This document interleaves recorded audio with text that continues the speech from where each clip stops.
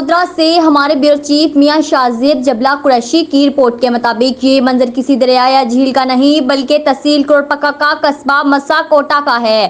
اس قصبے کی آبادی تقریباً 50,000 سے زیادہ ہے۔ ان لوگوں کا یہاں سے روز گزرنا ہوتا ہے۔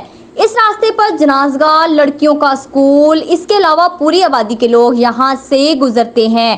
مقامی لوگوں کا کہنا ہے جب بھی بارش آئے تو اس راستے سے گزرنا مشکل ہو جاتا ہے۔ پوری بستی کی گٹر لائن بند ہو جاتی ہے۔